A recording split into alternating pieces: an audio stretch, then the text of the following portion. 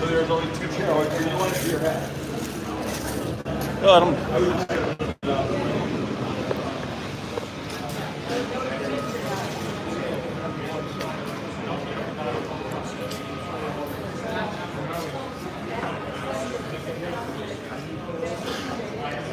that live?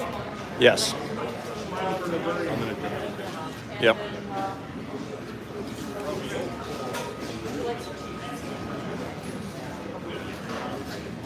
Hey, Tim, get down and scooch over a little bit more, just so I've got you a little bit easier. Yep, move both of them, yeah.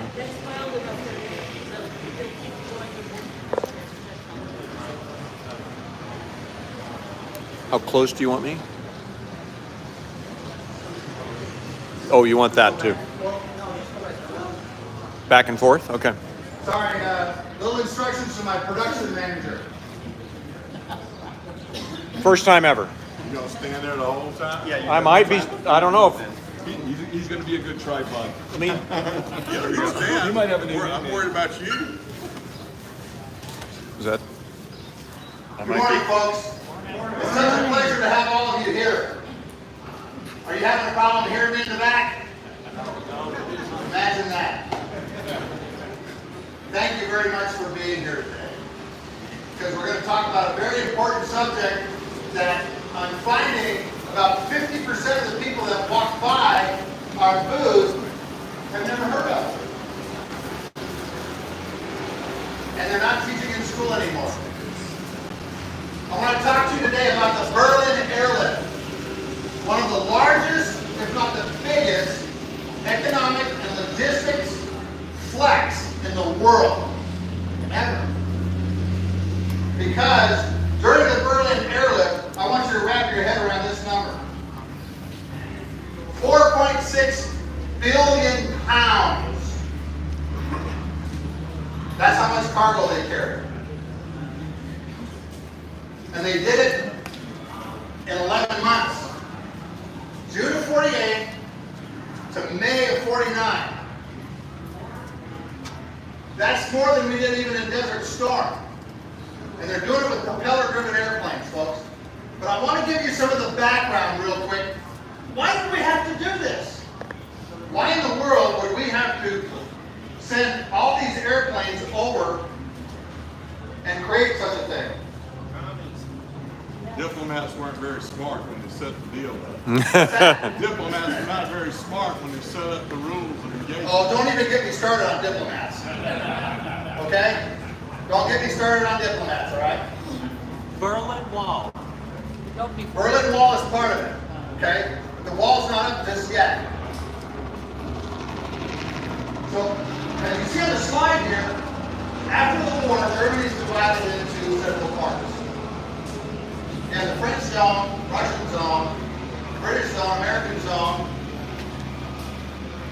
And right in the middle of the Russian zone, 100 miles behind the border, is Berlin. And you see it's all different colors too. Cheering for Berlin down here.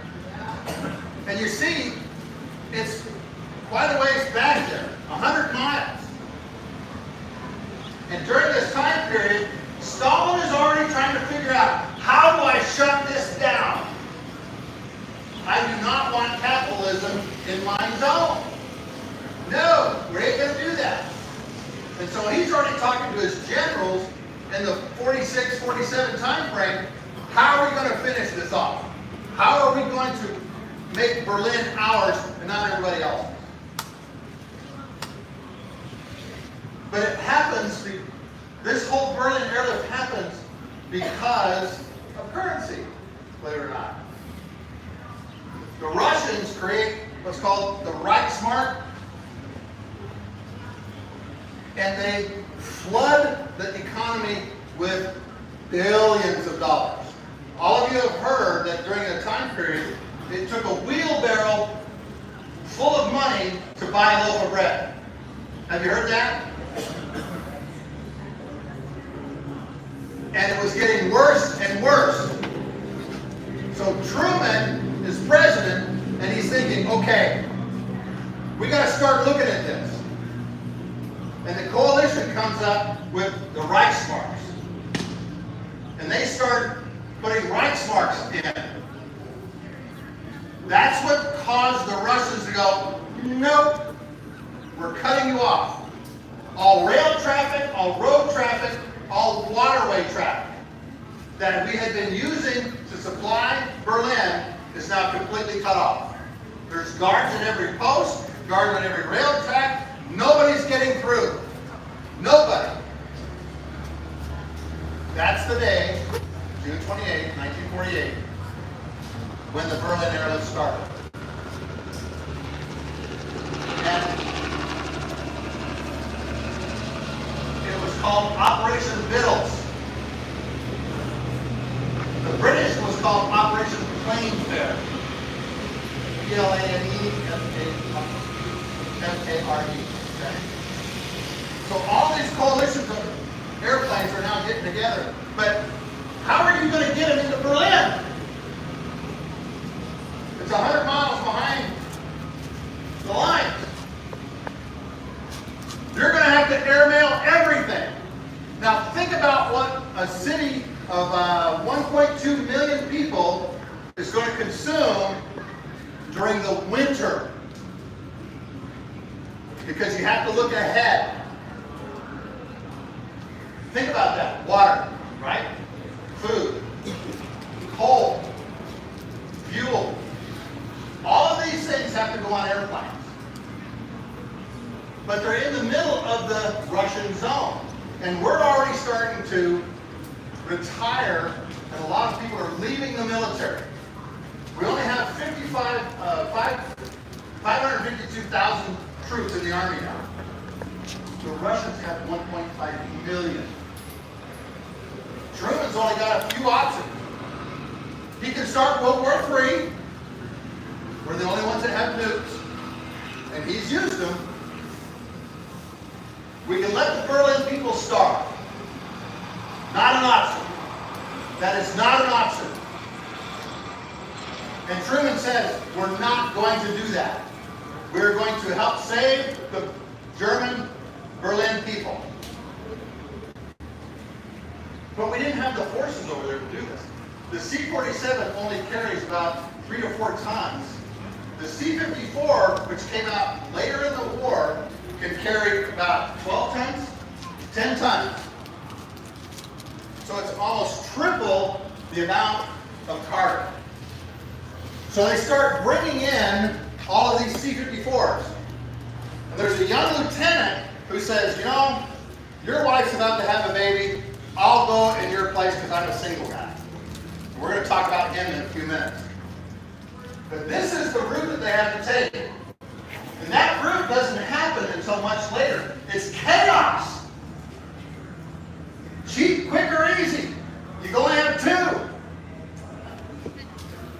And this isn't going to be cheap, and it's not going to be easy. And at first, it is absolute chaos trying to get into this place. How many of you have been to Germany and seen the weather, even in the summertime, and particularly the wintertime? Snow, low ceilings, and we have airplanes. Now we fly on GPS. They don't have that. And you can see the radio navigation aids at Fritzlar, at Brunswick. Those are radio navigation aids that they're using to get to all these locations, to get into these funnels. But there's a really smart guy that's on his way in. His name is William Tunner, Bill Tunner, Major General. He was the one who designed the China-Burma India over the hump airlift during World War II.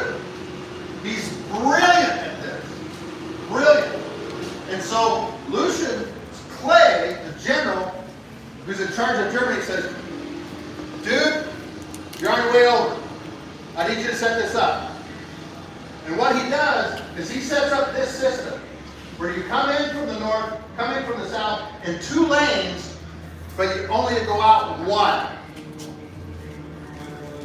And I want to show you what this looks like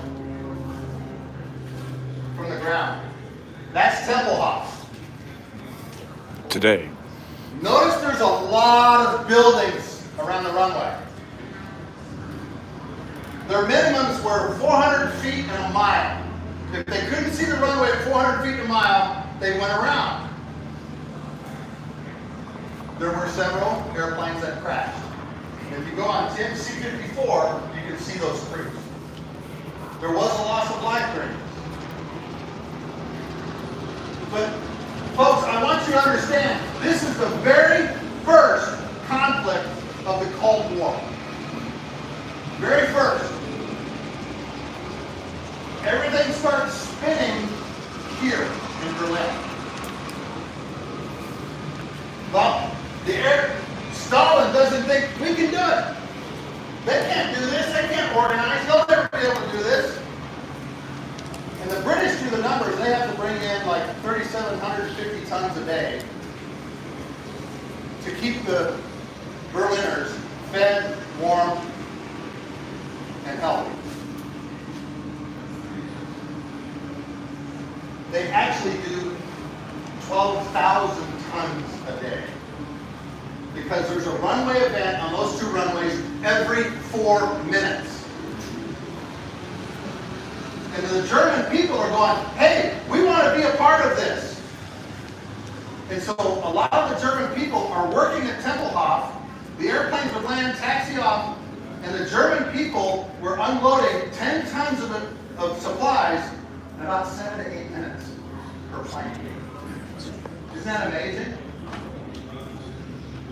7 to 8 minutes per plane. And then they would taxi back out and take off. And they would go straight down that one tunnel and then fan out to their bases. But this is what it looked like. Now, you see this area right here, the end of the runway? There's no one up here. We're going to talk about a young lieutenant who substituted for his good friend and his pregnant wife, who became a legend during the Berlin era. He is, in my opinion, the first hero of the Berlin era, by far. Folks, this is my good friend Tim Choate. He's the president of the Berlin Airlift Historical Foundation, and is the pilot of the C-54. And I'm going to give the mic over to him, and he's going to talk about the airplane.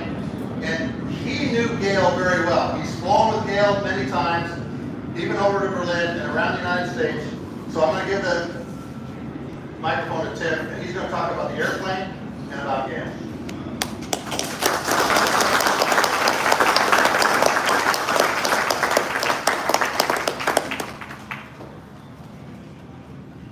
There you go. I think it's still morning, isn't it? Yes, sir. Anyhow, For 15 more minutes. a pleasure to be here, especially with the folks of the Canyon Runner Foundation and the Airlift Tackle Association. Our relationship with these folks is rather new over a couple of years, so we're looking for a lot of exciting things to take place in the future. Get a chance to come out to see the Spirit of Freedom, the C-54 over here at Boeing Plaza, yesterday. And inside is a museum exhibit all about the Berlin Airlift. I'm happy to say, or maybe I'm happy to say, I still think bread is 10 cents a loaf because I'm stuck in the 1940s. Trying to get that. But anyhow, I'm actually having flying the ship plan for 30 years now. And very proud to be able to represent the Berlin Airlift.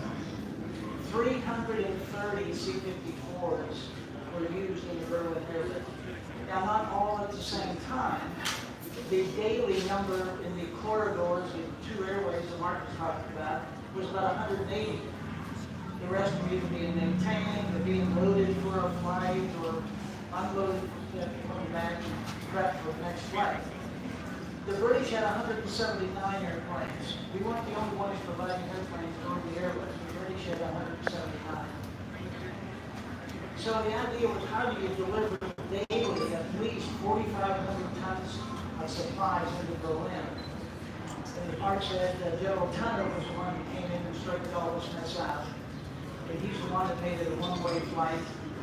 When you get on the ground, you have to stay with your airplane because it was offloaded quickly and the way you went back for another flight.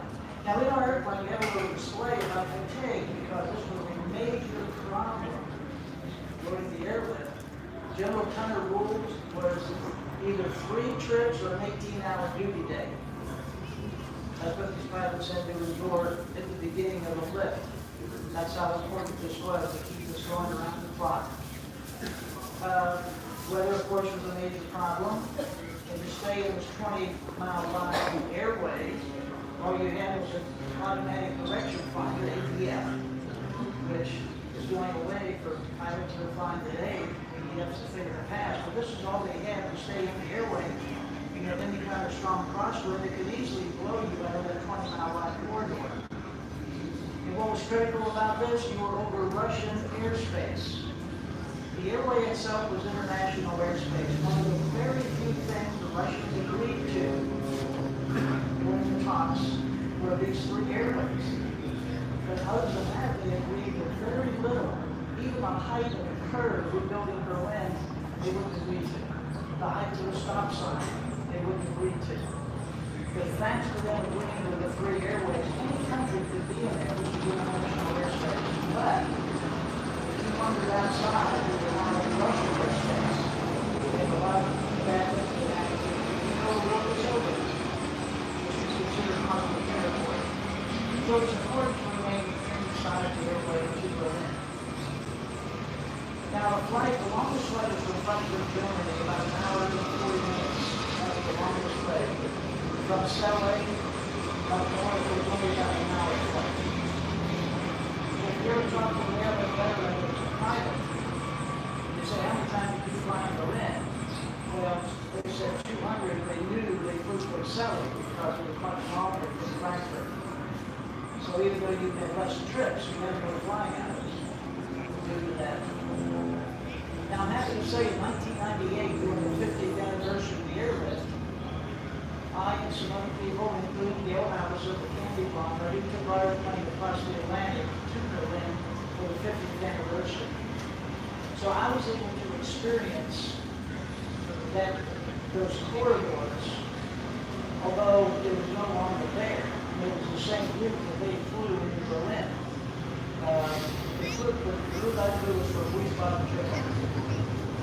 Just by experience having Gale by my side, we got to experience that. He was pointing out where Russian air stations would be, and there's a building around us.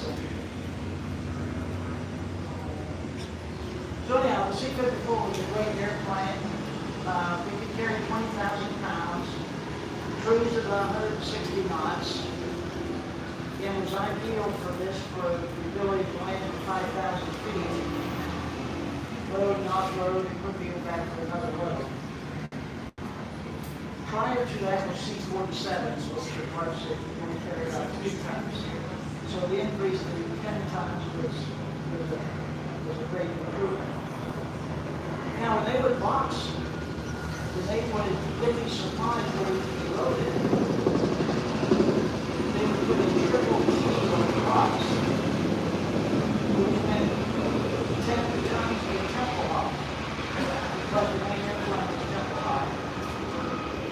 That was in the American sector of Berlin. In the British sector, Gatow was a British airport. And then in the French sector, we actually built an airport there. And imagine this. This was blockaded Berlin. Everything to build a runway had to be flown in.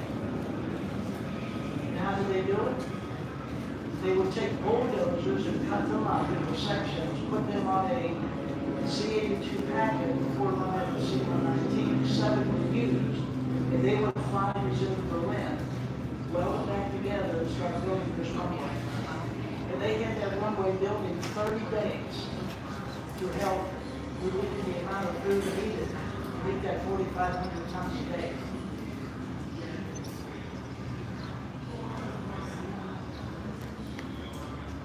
So, any questions about the C-54 and its performance, capability? Sir? I just wanted to make sure I heard you. 7 tons or 7,000 pounds for the C-54? 10 tons. 10 tons. 10 tons. 10 tons. Yeah, 10 tons of 20,000 pounds, that's the airlift capability of the C-54. Okay, and the guy who organized the fellow who organized the flights over the hump before? his Correct, name? William Tunner, yes. William Tunner. Yeah. Thank you. Often called Willie the Whip. He was a no-nonsense type individual. I was very fortunate to be able to meet his wife, about 15 years ago. She had the Hockway Farms in Virginia, that's where she lived, so I did have the opportunity to meet her. The great book, if you know who William Tunner is Over the Hump. It's a Sligo mentioned, Over the Hump. It's a great book to show you what kind of a man Bill Tunner was. But they knew he was the right man to get the airlift. Yes, How wide was the corridor? 20 miles. 20 miles wide. 20 miles wide. So 10 on either side. Correct. Yeah, there were three, 2 to go in and 1 to go out.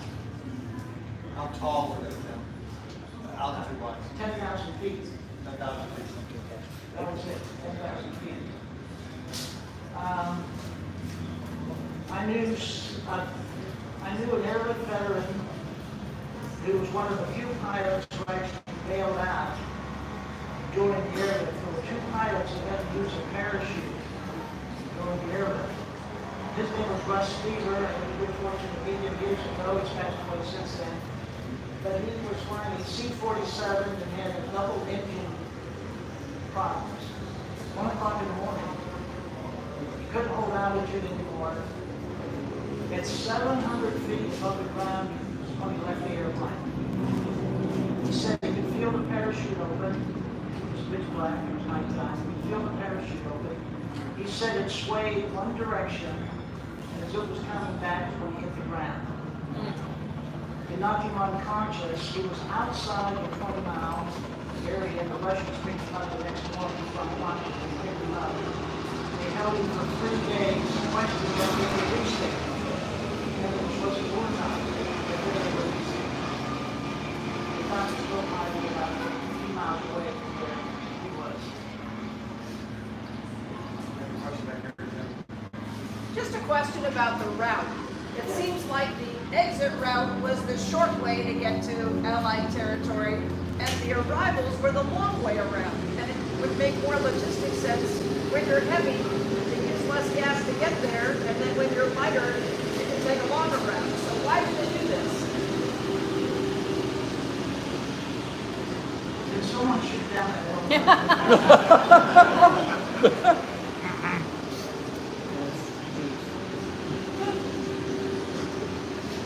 The problem would be in order to get to that route, it was longer because the routes began at airfields where they came up from. There were no airfields in that center route. Gotcha. The airfields were northwest and southwest of Berlin. Frankfurt, Germany, Selling. Okay, makes sense.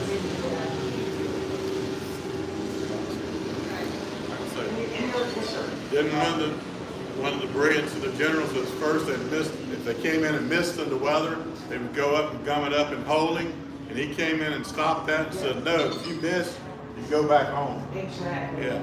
Yeah. The big Keep the embarrassment. flow going. Yeah, keep it. You have to keep the flow Don't going. gum it This up. is kind of situation, you have to keep the flow going. If you can't see the runway and you're at minimums, they were told to go around, do not wait, just go and go back to your base and try it again later on in the afternoon. Tell us about. The embarrassment for the crews was to land back where you came from, open the door, and there's the carpet. They knew for some reason you couldn't make it. The weather too close to the guy in front of you, but then you go around, that was it, go floating around, you go right back where you came from. It didn't happen often, but it did happen. So tell us about flying with Gail. When I fell in love with the C-54 at 6 years old. That's what the airplane. As I got older, I learned that rolling history was the great Berlin Airlift. And then I started to, like older, I learned about the statistics, which is really, I just couldn't get over the statistics. enough miles to fly a one-way trip to the sun. 144 round trips around the earth at the equator. That's how much flying was done. So if I get older now, I think the humanitarian side of this starts to sink in, just how great of a feat this was. I learned about this guy named John Candy. All I knew was he lived in Provo, Utah. So 30 years ago, I wrote a letter. Gail Haverson, Berlin Candy Bar in Provo, Utah. And he got it. I told him what I was doing, what I wanted to create, an onboard exhibit museum without the airlift with C-54. So we sort of correspond back and forth. Then when I finally got the airplane, it took 40 years to do that. We were having little organizational get-togethers, and I invited him to come out, and he did. That's when I first met him. And then after we got the plane, I got to fly with him for the first time. Then before you know it, he's involved in a lot of mysteries of what we're doing. And then the big one came when we took the airplane to Berlin. And you got to realize, the largest body of water I ever flew across was Cleveland to Detroit across the you can almost see it. That was the longest over water flight I ever had. Now we're going to tackle the Atlantic Ocean. So we put together a team. Gail was one of them, of course.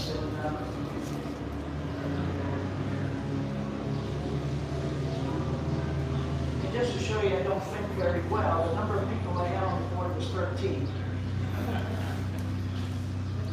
I should have brought a black cat to go along with it. Anyhow, when we crossed that ocean with 13. Now, I want to see if you're the right person. You got to realize, we left Goose Bay, Labrador, and it was IFR. So we were in the clouds for about an hour before we broke out. Now, when we broke out, we're over the ice shelf. And the ice shelf looks like a desert. It doesn't look like water. It's frozen ice with big boulders and whatever. So before I could get to the end of the ice shelf, we got on top of an overcast. So I'm not blue sky on top of white overcast. So we flew that for another 2 hours. So halfway between there and Iceland is when we finally get over the ocean. And I can't even begin to tell you the thought that went through my head is how incredibly stupid I am to be 5 hours from anywhere. Airplane built 1943. I had my son with me, I had Gail, everybody else aboard. But it worked out. We got there. It took 8 hours and 40 minutes to reach Iceland.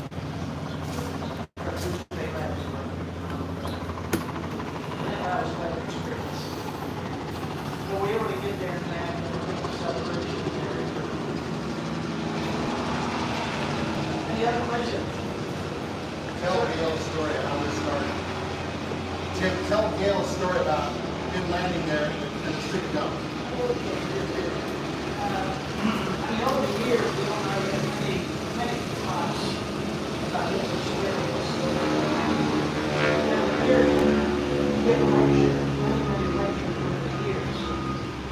So here is what he told me. He got there in July 1948.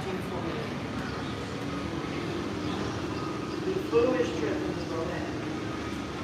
Gail was one of the few people in that period that had a movie camera, liked to take pictures and that sort of thing. So when he saw Berlin, he said, I've got to get back before this thing's not going to last very long. It's not going to last very long, so I better get back to get some movies. So when he got back to base, he still going to bed, but he was supposed to. He simply got on the plane, went back to Berlin, and he got off, and he was walking around the perimeter, taking movies and what have you, and that's where he came across these children. There was about 30 of them. And we actually have that photo. Him with the same kids who was taken by the driver of the Jeep that was taking him around here. We actually have that photo on the airplane. So he's impressed with these kids because he said, in the other place, going board, these kids would shake you down. That's a big back order. They'd shake you down for chocolates and what have you. But these kids were not. All they were concerned about was don't give up on us. if it's going to get bad, they just keep bringing the food in. But they kept staring at two sticks of gum he had in his pocket. And he noticed that. But he noticed they weren't begging, they weren't going to do that. So he said goodbye. He starts to walk back to the Jeep's park. Something told him to turn around and go back. So he did. So he walked back, and he took the gun, and he gave it to him. But he watched him tear into the strips and share it. And he wanted to get the gun to smell the tobacco.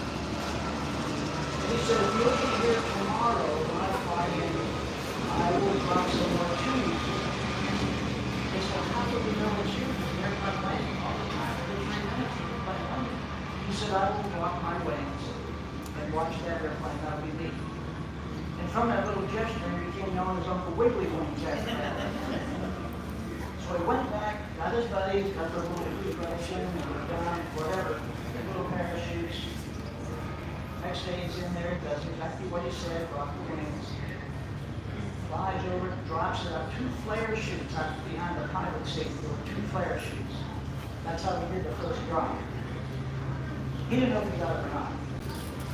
They offloaded, he's taxiing back, everything's all lined up. And here's the kids along the fence waving those parachutes.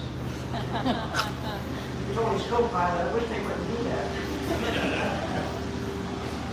So that was the first drop. Now, a few days later, he looks down, his kid, 30 kids have now swelled to about 100. He said, what are we going to have to do to get it? So we did. He arrived on 3 days later, 500. Wow. You can hear the pilots talking in operations, you know. But where are all those kids when they came to the runway? So he said, okay, here's what I'm going to do. One more drop and that's it. One more drop, we're going to stop it. So he spends time making the parachutes, gets the load, goes back in, drops it. Gets back to his home base. Crew gets out. Jeep pulls up. Colonel Smith wants to know who's flying this airplane. Everyone on the crew said, he is. So he goes up to General Smith's office. Colonel Smith. But what Gail told me is what he said. Halverson, what are you doing?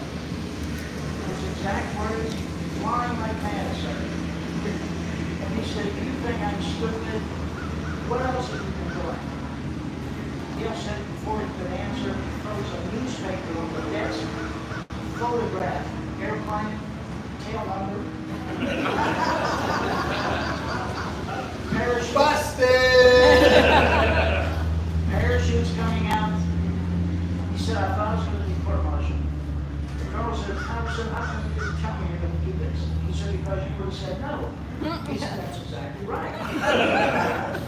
But he said, that's not why I'm angry. He said, why I'm angry is General Tunner called me this morning and said, Colonel, you're doing a great job, keep it up. And I had to say, what am I doing?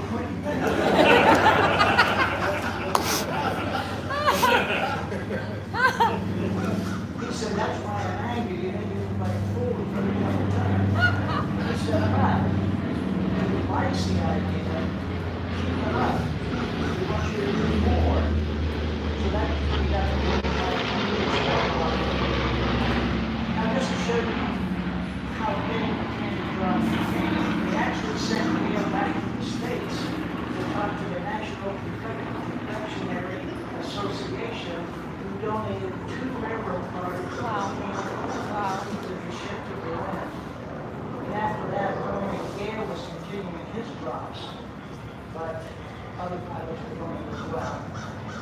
So that's the story of the candy drum. Now, we do that quite often with our C-54. I probably got more drops than any other person other than Gail. We haven't done this for so long. We did it in Angola, Indiana, coming up here to Oshkosh. We had a couple of stops for me. One was in Angola. So it's quite an honor to be able to honor Gail with this. Tell them how much. Yeah, how much candy was dropped in Berlin? Total. Total weight. You know, I don't know. 23 tons. Oh, yeah, 23 23 tons. Yeah. 23 tons of candy was dropped during that 11 months. I don't know if I missed it or you didn't say, but all the food that you supply, where does that, was that coming from the United States or from Europe? Where was all that? It came from all over. The United States did some a lot, yes. Yes. It was coming from England, it was coming from France. You know, it's everything, milk, butter, bread, coal, petroleum, blankets, medicine, all those kinds of things were being loaded on the airplane. And so, and you really never knew what was going to be on your airplane until you actually landed, and all of a sudden you just say, okay, we're taking this one, okay, we're taking this one. So was that all donated? Yeah, it was all the countries getting together because everybody said, we are not going to let Berlin starve. Not going to let them starve. And then in May of 49, Stalin realized he cannot starve Berlin. It ain't going to happen. Because this massive airlift is going on, and now the city's doing very well, and the supply chain is running at peak performance. And that's what Stalin goes, I'm done. End of the first, literally, the first conflict of the Cold War, no shots fired, but a city and people saved. All right? Now, 2/3.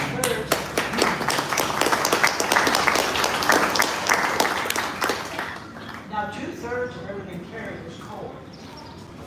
To give you some idea, and why? One generator station, only one. The Russians had the big generator stations on their side, but only one generator station.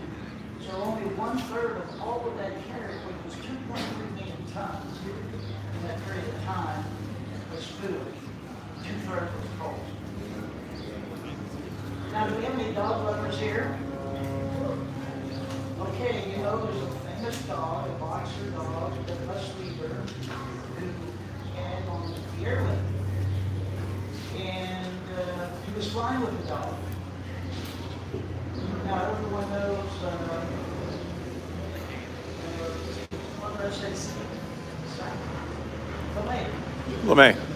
Curtis LeMay, hard-hearted Curtis LeMay. He was involved in the airlift. He calls Lieutenant Steven on the phone. He said, Lieutenant Steven, I heard you were flying with your dog. Is that true? He said, yes, sir. And then he said, the phone was real quiet. He said, does he have a parachute? He said, no, sir. He said, when you get down to the cargo bay, you have those guys may have a parachute. Now, you see there's a replica in my airplane right now. I had the original parachute for a couple of years, then Russ said, turn it over to the Air Force Museum in Dayton, Ohio. So if you see that dog and that parachute in the Air Force Museum, that came from me. I had to give it to them, okay? So here's the thing he's always asked, how did the dog use the parachute? Here's what Russ said. Teaching him to pull the ripcord was easy. It took about a month.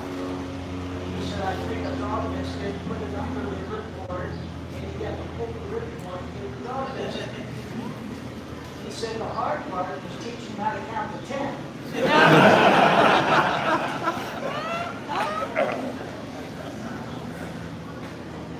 Yeah, so I hope you ever hear stories like this. It's just wonderful. But any other questions? So once Russia learned how successful these airways were, why don't you think that they closed them? What's that? Why do you think that they didn't close them once Russia learned how successful the airways were? It was international airspace.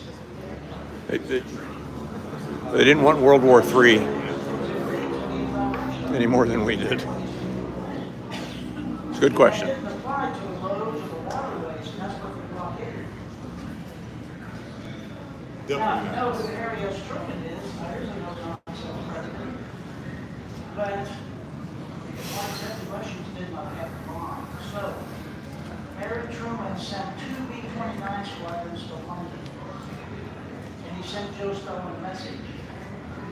down any of our unarmed airplanes in Moscow would become very hot. So they did get, now there are over 700 atrocities committed in the airways, hoping to disrupt this conveyor belt of airplanes. And what were they? Well, dropping architects, gunnery practice, close flying, but all sorts of things that Russians would do to try to disrupt it without getting directly involved. They knew it would be trouble. Searchlights and lights again. Now, anybody ever heard of Freddie Laker? Yeah. Freddie Laker was a great airline. He's what is called Laker Sky Train back in the 70s or 80s. Yeah, he had that shuttle back and forth across the earth. He got his start for that by one airplane. And he took it he got his start going to Berlin Airport.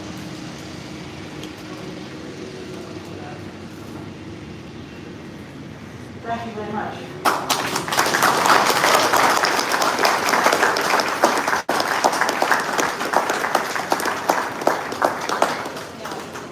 And folks,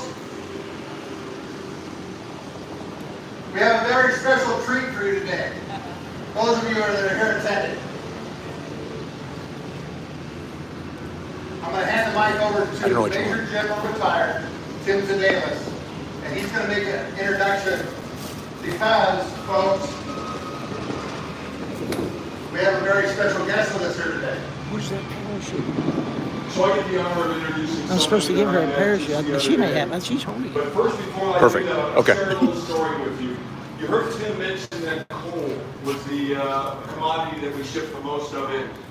When I joined the United States Air Force, we had to take tests. On one test, there was a question: what was the largest commodity that went into Berlin during the airlift? Tim Zedalis put flour. So I missed it. Well, little did I know where my career would go and where it would take me to. But at the end of my career, my last assignment, I found myself in Germany as the Vice Commander of Air Forces Europe. And one day my boss came to me, he's heading out of town, and he said there's a presentation to Colonel Halverson, the candy bomber, from the German people. And Colonel Halverson had fallen ill.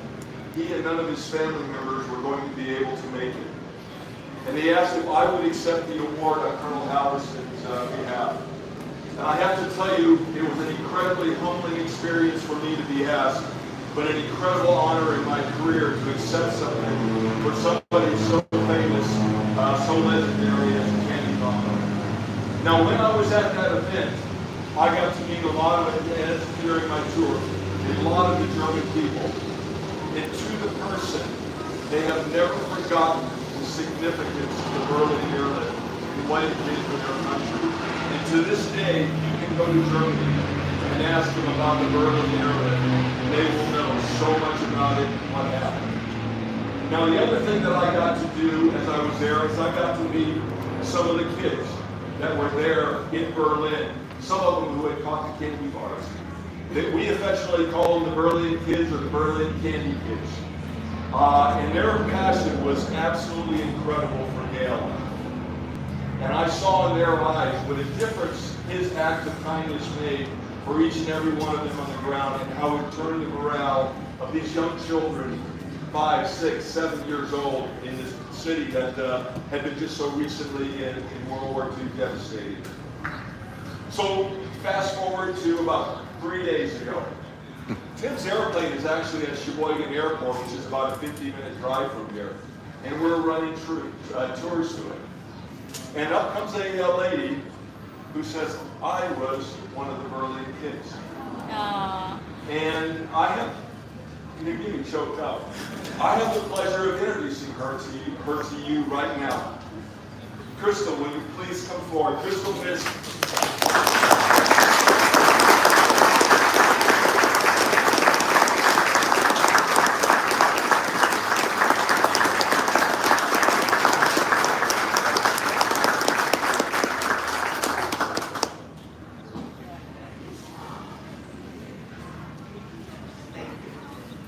My name is Crystal Miss I was born in Stettin, Pomerania. Some of you know the town. Stettin, big town. At the age of 3, my mother and I had to leave the advancing Soviet army. Most people who went through this experience agreed that they all had between 10 to 15 minutes notice before the Red Army arrived. That was the truth. By the grace of God and the help of many people, we made it to the French center of Berlin. Berlin was divided into sectors and the French sector. My mother was one of the Trümmerfrauen. We have heard that word once.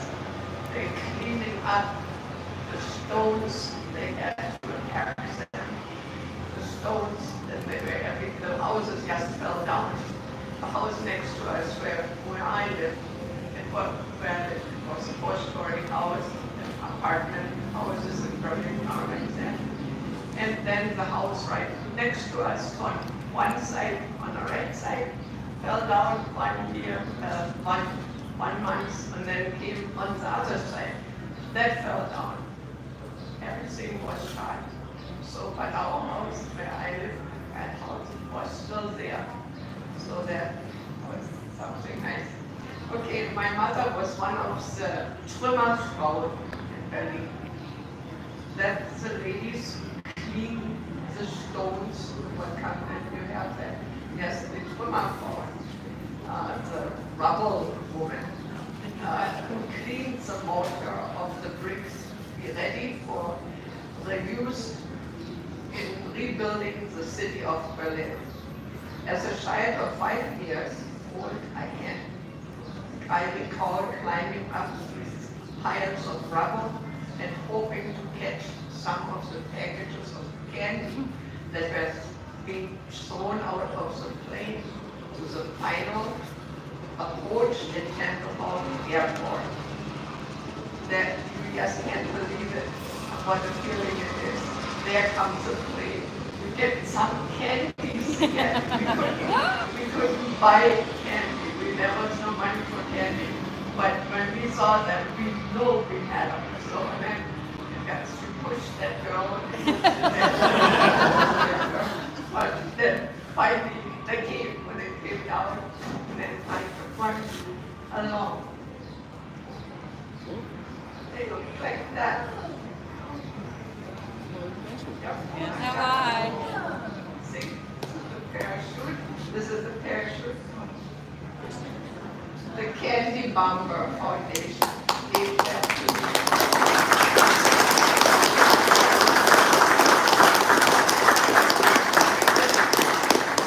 Isn't that neat when you think about it? Yeah. I thought, oh, I just can still see it. I pushed my best girlfriend. I was 5 years old, so I used every muscle I had, and I wanted that candy too, what the big girls got and the guys got. And my mom was not very happy about that. I was not a fancy girl. See, I do not do that, but I did.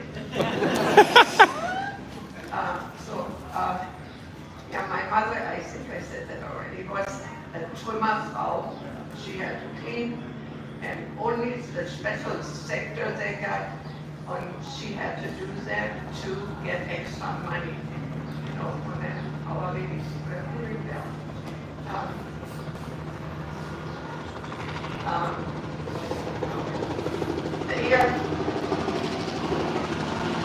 We listened to the kids when we played games. We sit down, you know, at little water, little stones laying there, little things, and then we made house.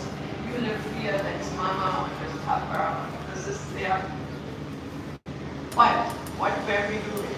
Listening. Could you hear that? Yes, it was going. It's coming. And then we really yell for everybody up the stones where they're all standing there. We run up there. We saw it so higher, much higher become. So better we could see the plane, then he would be nice to us and he'd give us more candy. So this was important for kids in Berlin. We have memorials in the city of Berlin, lots of them. The Berlin Airlift Memorial stands in the southwest corner of the airport grounds. Still standing there, you will find everyday flowers that people, when they go there, they put their flowers down there. See, I see some. Yeah, that's what it is. It's still, we are thankful for it that it was done. It's in the southwest corner of the airport. If somebody wants to fly over there, I can miss you. Okay, there's a monument standing, and the Berliner people, the people from Berlin, call it the Hungerhake. And a Hungerhake is the hunger rake. You know, it goes like this. Stands like this. On that will always remember us that we could go hungry, but the Allied troops, they did not forget Berlin. They brought us all this. That's the hunger. The Berliner blockade lasted from June 24th, 1948 to May 12th, 1949, when the Soviet occupation blocked all railroad connections between West Berlin and the Western occupation zones, from where the supplies had previously gotten to us. This meant that food, medicine, coal, and more material had to be brought to West Berlin by the Allies, children using the airplanes, what we saw before, coming just like, not always at the same time, but then it came to time where Berlin needed it. There was just, we were so thankful that it happened.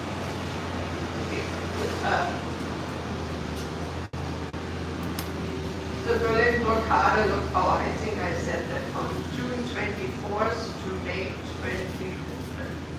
12th, 1949.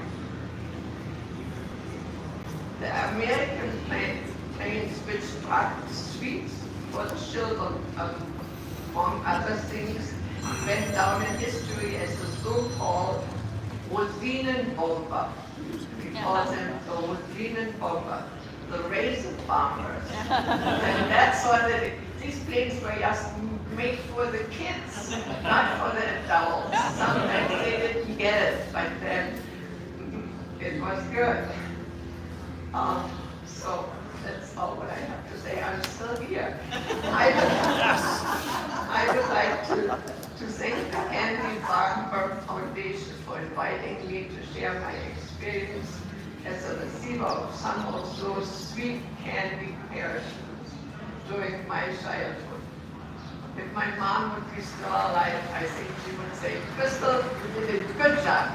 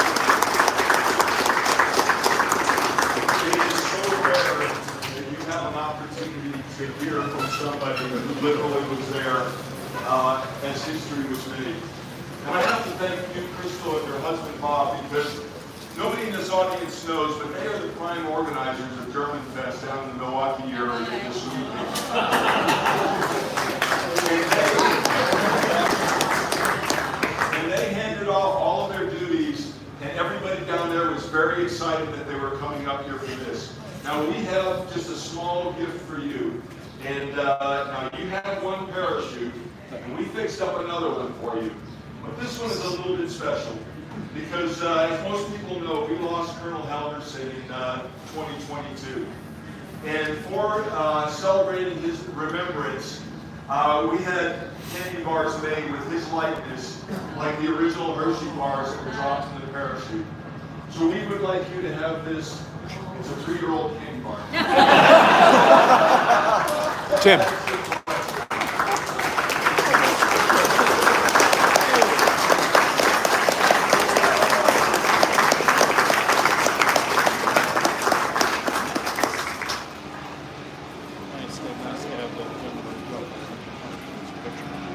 Oh, there's some memorial. Yeah. Looks like this.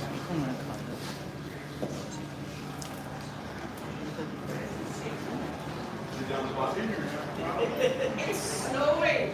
I'll turn it up as good as that.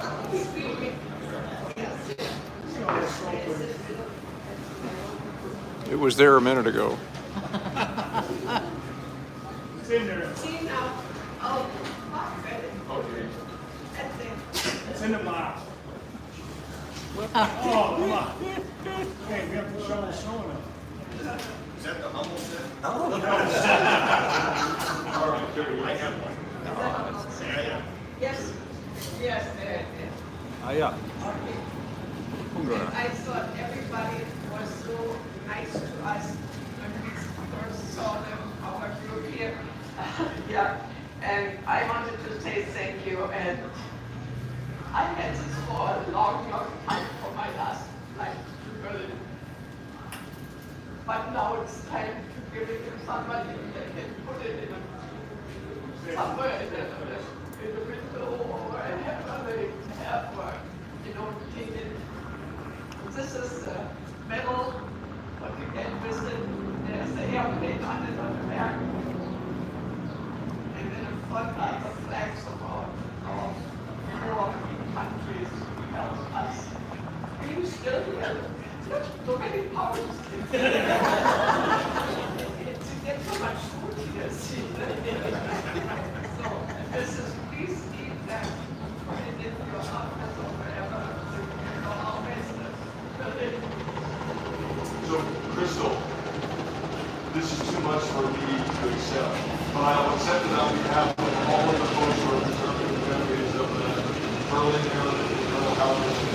And with your permission, and I think the audience will agree, I would like to give this to Tim Jones from C-54 to become part of the Flying Museum on the C-54 for now.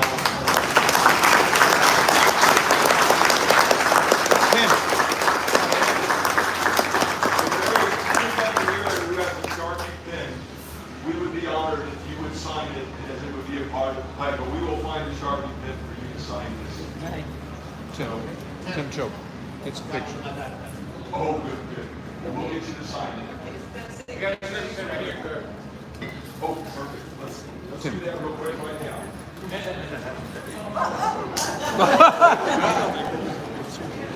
Next time, put a parachute on it. Picture. Get up there. Somebody's got a.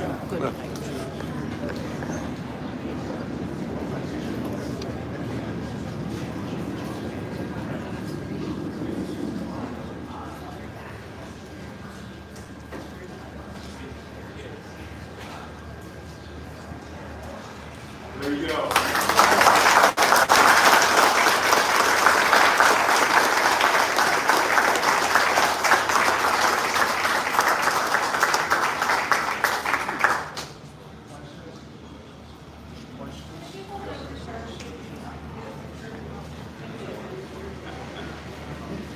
So Tim just informed me that Crystal has actually caught six parachutes this morning from the airplane.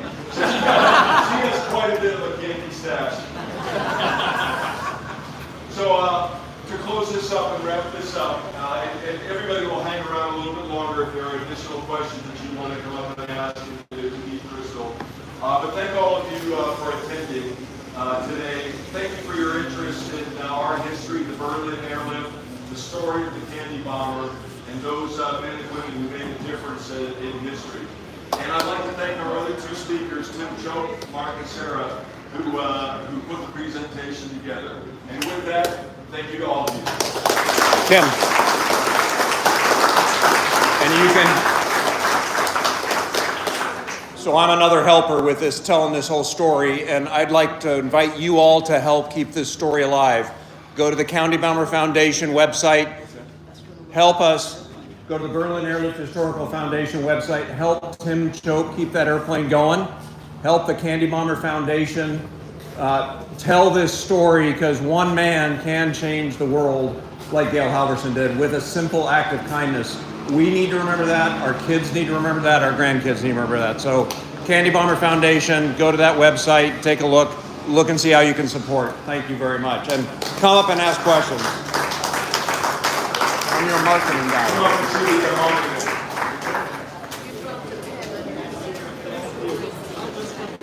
It's right in front of you.